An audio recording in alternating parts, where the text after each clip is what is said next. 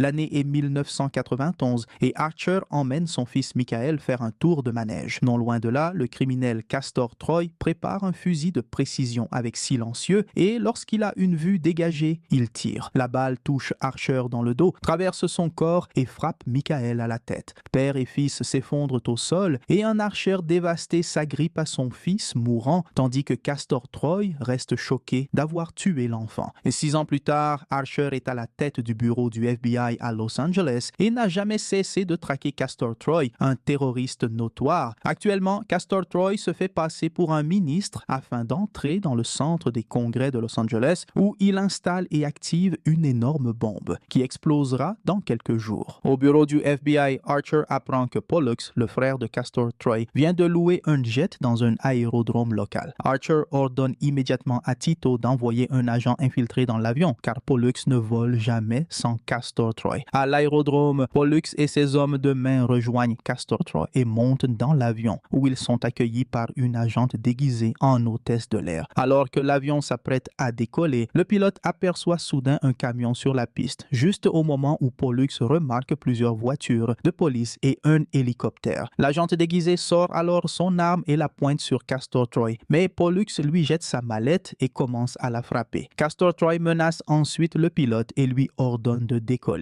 Archer poursuit l'avion avec son camion et un instant, il semble que les deux véhicules vont se percuter. Mais à la dernière seconde, il parvient à tourner. Soudain, la porte de l'avion s'ouvre et Castor Troy pousse l'agente dehors avant de la tuer d'un coup de feu. Archer arrête immédiatement le camion et saute dans l'hélicoptère, tandis que Castor Troy continue de menacer le pilote pour qu'il décolle. Cependant, Archer percute l'avion avec l'hélicoptère, empêchant le pilote de monter. Les volets se cassent incomplètement et Castor Troy tire sur l'hélicoptère pour le repousser. Archer répond en tirant sur les moteurs gauche, qui explosent. Castor Troy tue le pilote et prend les commandes, mais il doit se baisser avant que l'avion ne s'écrase dans le hangar dans une grande explosion. Archer rejoint ensuite ses collègues agents dans une fusillade chaotique contre Castor Troy et Pollux. Plusieurs agents perdent la vie et l'un d'eux ne perd qu'une oreille. Les agents continuent de tirer en poursuivant les frères dans le hangar. Archer tire sur un tuyau et l'eau qui en jaillit sépare les deux frères, permettant à 2 agents de capturer Pollux. Castor Troy voit que Pollux est capturé et appelle à l'aide, mais il l'ignore et s'enfonce plus loin dans le hangar, suivi de près par Archer. Soudain, Archer entend Castor Troy recharger son arme et voit un autre agent dans la ligne de tir. Il crie pour prévenir, mais il est trop tard. Castor Troy tue l'agent et Archer riposte immédiatement. Les 2 hommes échangent des tirs en cherchant à se protéger. Lorsqu'un autre agent tente d'intervenir, Archer le plaque au sol avant que Castor Troy ne l'atteigne également. Archer répond au tir et le duel continue jusqu'à ce qu'il soit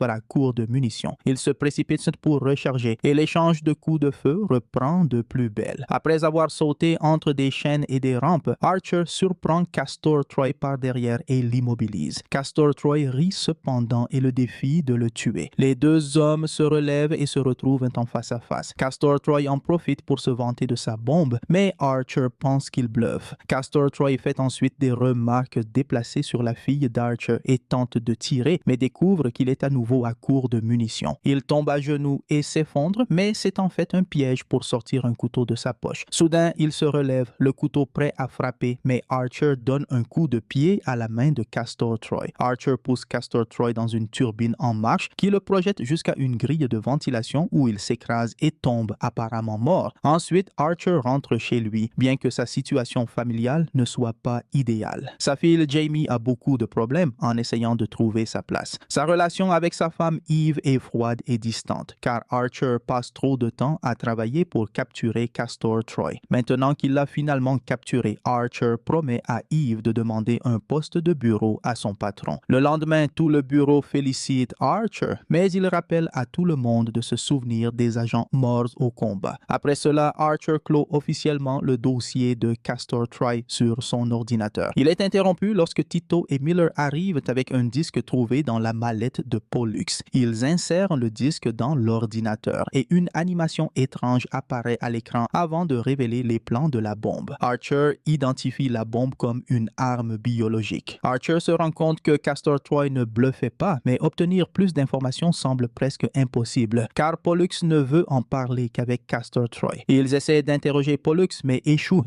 car il parvient à tromper le détecteur de mensonges. Désespéré de trouver une solution, Miller emmène Archer à l'Institut Walsh, une institution médicale spécialisée dans les opérations avancées. Là, Archer est choqué d'apprendre que Castor Troy est toujours en vie et dans le coma. Miller le prouve en écrasant son cigarette sur la peau de Castor Troy. Le directeur de l'Institut, le docteur Walsh, et Miller partagent alors une idée. Ils souhaitent qu'Archer prenne le visage de Castor Troy et se rende en prison en se faisant passer pour lui afin d'obtenir des informations de Pollux. Archer doute que l'échange de visage soit possible, alors Walsh l'emmène dans la salle d'opération. Des lasers construisent un nouveau lobe pour un agent blessé. Walsh montre à Archer le moule morphogénétique dont l'intérieur est conçu selon la structure crânienne d'Archer. L'extérieur est conçu pour ressembler au visage de Castor Troy, ce qui signifie qu'Archer ne ressentira aucune différence. Cependant, Archer trouve le plan complètement fou et s'en va. Plus tard, il décide d'interroger certains des complices de Castor Troy. Il est tellement furieux qu'il pousse les deux premiers suspects à bout, au point que l'un d'eux finit par se faire dessus de peur. Ensuite, il parle à Sasha, la petite amie de Castor Troy, qui affirme ne pas l'avoir vue depuis des années. Archer passe à Dietrich, le frère de Sasha, qui, fatigué des questions, insulte le fils décédé d'Archer pour le provoquer. Hors de lui, Archer plaque Dietrich au sol et lui pointe son arme sur l'œil jusqu'à ce qu'il admette que tout ce qu'il sait, c'est que la bombe explosera dans une semaine. Après le départ de Sasha et Dietrich, Archer rencontre Tito et Miller et accepte de faire l'échange de visage. Il veut en parler à son chef et à Eve, mais Miller refuse, car la mission est confidentielle et hors des registres. Archer décide de rentrer chez lui pour dire au revoir à sa famille, expliquant seulement qu'il part pour une mission, sans donner de détails. Cela met Eve en colère, car il avait promis de prendre un poste de bureau. Plus tard, Archer se rend à l'Institut Walsh et, avant la chirurgie, il confie son alliance à Tito pour la garder. Il demande aussi à Walsh de promettre de restaurer la cicatrice de balle sur sa poitrine après la mission, car il ne veut pas oublier le jour où Michael est mort. La chirurgie commence. Walsh retire les visages avec précaution. Celui d'Archer est conservé en sécurité, tandis que celui de Castor Troy est greffé sur le corps d'Archer. Castor Troy est laissé avec les muscles exposés. Quelques jours plus tard, Archer se réveille et lorsque ses bandages sont enlevés, il est désespéré en voyant le visage de Castor Troy dans le miroir. Il tente de briser le miroir avec un cintre. Miller et Tito lui administrent immédiatement un sédatif pour le calmer. Archer réalise que sa voix n'a pas changé, mais Walsh résout rapidement le problème en implantant un microchip dans sa larynx qui lui donne la voix de Castor Troy. Quelque temps plus tard, un groupe de gardiens vient chercher Archer pour l'emmener en prison en hélicoptère, mais on lui bande les yeux d'abord. Quand on lui enlève le bandeau, Archer se retrouve dans une pièce sombre, observée par plusieurs gardiens. Le directeur Walton lui explique qu'il appartient désormais à la prison et que ses pieds sont équipés de bottes magnétiques permettant aux gardiens de surveiller chaque détenu 24 heures sur 24, 7 jours sur 7 et de le coller au sol si nécessaire. Ensuite, Archer est conduit à la cafétéria où les autres détenus le fixent. À ce moment-là, Archer aperçoit Pollux, mais avant qu'il ne puisse s'approcher, il est soudainement attaqué par Dubov, un criminel cherchant à se venger du véritable Castor Troy. Dubov commence à frapper Archer violemment. Après avoir repris son souffle, Archer contre-attaque et prend le dessus, réalisant que jouer le rôle de Castor Troy lui permet de se lâcher complètement. À la fin de la bagarre, les bottes magnétiques d'Archer le collent au sol et Walton utilise un taser pour le maîtriser avant d'avertir Dubov des conséquences s'il recommence. Pendant ce temps, à l'Institut Walsh, le vrai Castor Troy se réveille soudainement et arrache ses bandages pour découvrir qu'il n'a plus de visage. Confus et en douleur, il se dirige vers le bord de la pièce et voit l'ancien visage d'Archer flottant dans un bocal. Il appelle alors ses hommes de main à l'aide. Peu après, ces derniers kidnappent Walsh et l'amènent à Castor Troy, qui devient fou et menace Walsh jusqu'à ce qu'il accepte de lui greffer le visage d'Archer. De retour en prison, Archer parvient enfin à s'approcher de Pollux et obtient toutes les informations sur la bombe. Plus tard, un gardien informe Archer qu'il a une visite et il est conduit dans la salle des visites. À sa grande surprise, Castor Troy apparaît, portant le véritable visage d'Archer et lui montre un article de journal relatant un incendie récent qui a détruit l'Institut et tué Walsh ainsi que ses deux techniciens. Archer imagine alors comment les hommes de Castor Troy ont ligoté, bâillonné et aspergé d'essence Walsh, Miller et Tito avant de les brûler vifs. Castor Troy révèle aussi qu'il porte l'alliance de mariage d'Archer et explique qu'il a détruit toutes les preuves permettant à Archer de prouver son identité. Son plan inclut maintenant de prendre la place d'Archer, y compris avec Eve, ce qui met Archer en rage. Il tente d'attaquer Castor Troy, mais les gardiens l'en empêchent tandis que Troy quitte la pièce. Plus tard, Castor Troy se rend chez Archer et manque presque l'adresse avant de voir Eve attendre dehors. Quand Eve part travailler à l'hôpital, Castor Troy entre et fouille la maison. Il trouve le journal intime d'Eve et apprend qu'elle et Archer n'ont pas eu d'intimité depuis plus de 2 mois. Soudain, il entend de la musique et suit le son jusqu'à la chambre de Jamie, où il la trouve en train de fumer une cigarette. Castor Troy la fixe d'une manière inquiétante, ce qui agace Jamie, qui reproche à son père d'envahir sa vie privée. Quand elle essaie de claquer la porte, Castor Troy force l'entrée et lui prend une cigarette, laissant Jamie sous le choc. De retour en prison, Archer découvre que Castor Troy a conclu un accord avec Pollux et qu'il est en train d'être libéré. Pollux est conduit au bureau du FBI, où Castor Troy lui offre un repas gastronomique. Les autres agents sont surpris par le comportement de celui qu'ils croient être Archer, car il repousse les gens qui viennent lui présenter leurs condoléances pour la mort de Tito, et conclure un accord avec un criminel comme Pollux ne lui ressemble pas.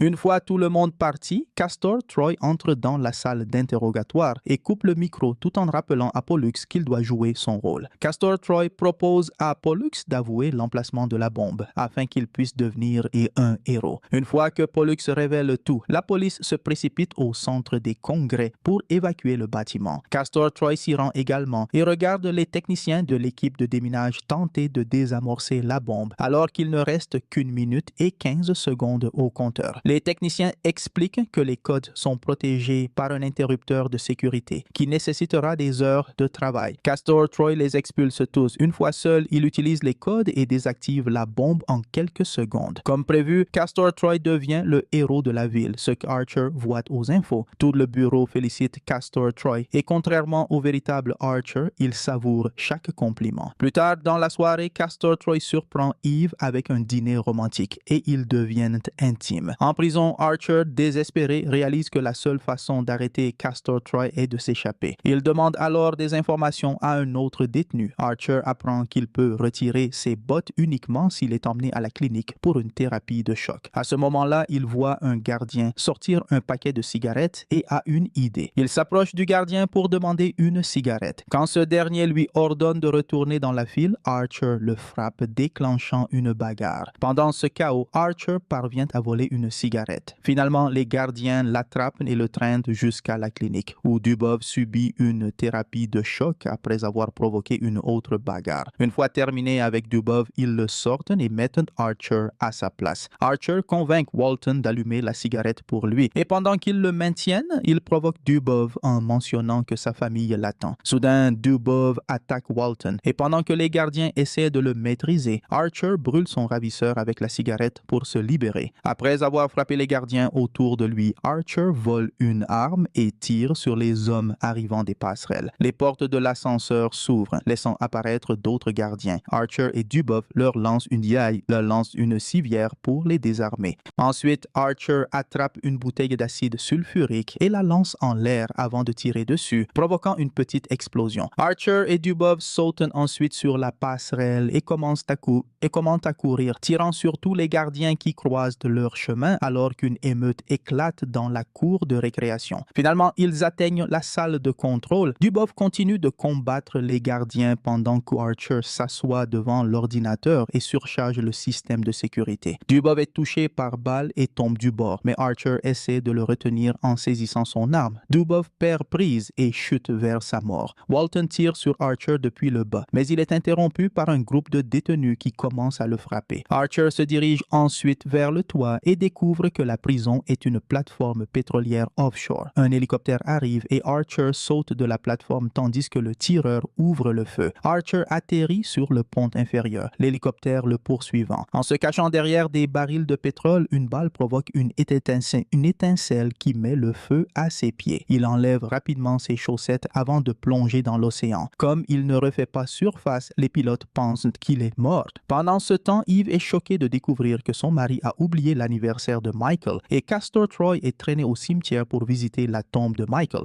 Plus tard, au bureau, il apprend qu'Archer s'est échappé de prison et que son corps n'a pas été retrouvé. Castor Troy ordonne aux policiers de le rechercher. De son côté, Archer nage jusqu'à la côte, vole une voiture dans un parking avec voiturier, puis conduit jusqu'à l'hôpital où travaille Eve. Il utilise le téléphone de la voiture pour appeler Eve et tenter de l'avertir au sujet de Castor Troy. Mais comme il n'a pas sa vraie voix, Eve pense que c'est une mauvaise blague et raccroche. Ensuite, Archer appelle le bureau du FBI, mais l'opératrice le transfère malheureusement à Castor Troy, ce qui le force à raccrocher aussi. Alors que les policiers le recherchent, Archer se cache en voyant une voiture de police passer. Plus tard, il décide de rendre visite à Dietrich qui l'invite immédiatement à une fête avec des criminels et quelques accompagnatrices. Dietrich lui remet les pistolets jumeaux de Castor Troy. Archer boit un verre d'eau sans savoir qu'il a été trafiqué. Son corps réagit mal et il court aux toilettes. Devant le miroir, il pointe une arme sur son reflet, tentant de se calmer. Sasha le surprend et le gifle jusqu'à ce qu'il perde connaissance. Pendant ce temps, Castor Troy, en pleine dispute téléphonique avec Pollux, entend de la musique forte.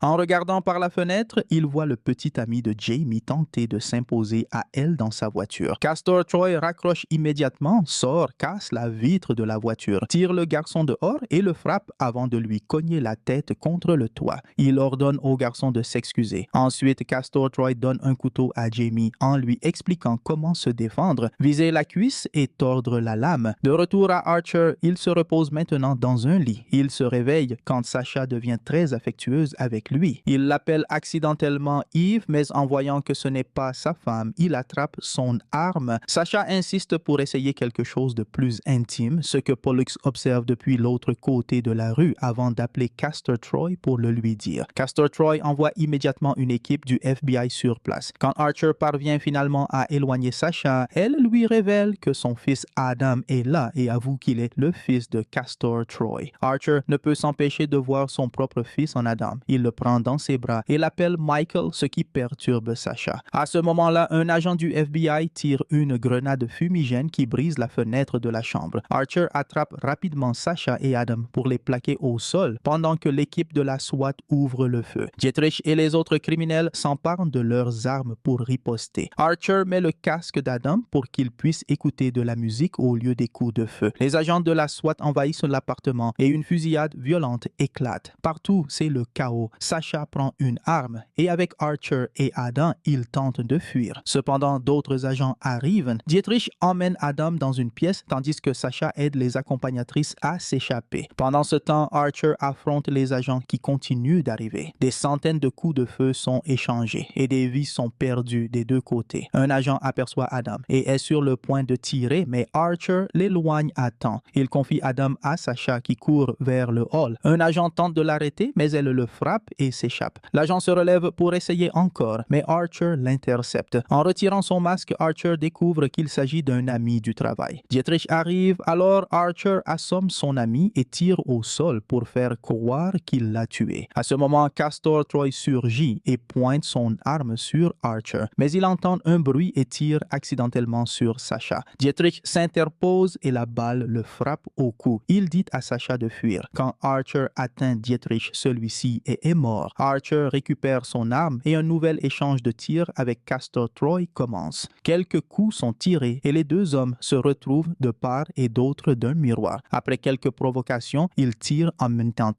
en même temps. Le verre éclate et Archer est touché sur le côté, mais les tirs continuent. Un autre agent arrive et tire aussi sur Archer, qui s'échappe par l'escalier. Sur le toit, Archer trouve Pollux et tente de s'enfuir en grimpant. Soudain, Archer attrape un câble de grue et percute Pollux qui tombe à travers une verrière. Castor Troy voit Archer et commence à tirer, forçant Archer à fuir. Puis Castor Troy remarque que Pollux est mort et se met à pleurer, ce qui intrigue un agent qui se demande pourquoi il pleure pour un criminel. Furieux, Castor Troy tire sur l'agent en plein visage. Le lendemain matin, le chef du bureau arrive pour discuter avec Castor Troy des événements de la nuit précédente. Soudain, l'homme se tient la poitrine pris de palpitations. Castor Troy en profite pour révéler sa vraie identité avant de le frapper au cœur jusqu'à ce qu'il meure. Ensuite, Castor Troy appelle sa secrétaire et lui dit que le chef a fait une crise cardiaque. Pendant ce temps, Archer s'introduit chez lui, ce qui effraie Eve quand elle le voit. Archer fait de son mieux pour la calmer et lui explique l'échange de visage, en lui disant de tester le groupe sanguin de son mari pour confirmer son histoire, car celui de Castor Troy est différent différent du sien. Plus tard dans la nuit, alors que Castor Troy dort, Eve prélève un peu de son sang et se rend discrètement à l'hôpital. Elle réalise les tests et découvre enfin la vérité. À ce moment-là, Archer apparaît et lui demande de l'aide pour soigner ses blessures. Mais Eve reste méfiante et prend une arme. Pour prouver son identité, Archer partage des souvenirs de leurs moments ensemble, ce qui finit par convaincre Eve. Elle soigne ses blessures et lui dit que le lendemain, il y aura un enterrement pour leur patron. Au matin, Castor Troy se réveille dans un lit vide et se méfie immédiatement. Il se précipite à l'hôpital, mais Archer est déjà parti. Plus tard, l'enterrement commence normalement. Une fois tout le monde parti, Archer confronte Castor Troy qui révèle que son homme de main retient Eve en otage. Soudain, Sasha et un autre homme de main arrivent avec Jamie, créant une impasse. Une fusillade éclate et Sasha se fait tirer dessus en protégeant Archer. Avant de mourir, elle le supplie de ne pas laisser Adam devenir un criminel. Castor Troy et Archer engagent un combat mêlant armes et coups de poing. Archer prend rapidement l'avantage. Alors qu'ils se battent, Jamie trouve une arme et tire sur Archer, ne sachant pas pour l'échange de visage, ce qui permet à Castor Troy de s'échapper. Castor Troy prend Jamie en otage et lèche son visage, mais elle le poignarde à la jambe avec le truc qu'il lui a enseigné. Blessé, Castor Troy tire sur 2 agents avant de s'enfuir en volant un bateau. Archer le poursuit et vole un autre bateau, tandis que Castor Troy tire sur la boutique de location, la faisant exploser. Une longue poursuite s'ensuit. La garde côtière tire sur eux, mais Castor Troy les élimine et fait entrer le bateau d'Archer en collision avec le sien. Archer saute sur le bateau de Castor Troy et leur combat continue jusqu'à ce que le bateau s'écrase également, projetant les 2 hommes sur la plage. Ils engagent un dernier combat à main nue. Alors que Castor Troy commence à mutiler le visage d'Archer, ce dernier parvient à le tuer avec une lance. Plus tard, Eve explique toute la situation au FBI et Archer est emmené à l'hôpital pour récupérer son visage. Cependant, Archer demande à ne pas récupérer la cicatrice sur sa poitrine, car maintenant que Castor Troy est mort, il peut enfin tourner la page. Une fois son visage et sa voix restaurés, Archer rentre chez lui auprès de sa famille. Il s'excuse pour son comportement distant des dernières années et promet de faire mieux. Enfin, il présente Adam qui sera adopté par leur famille.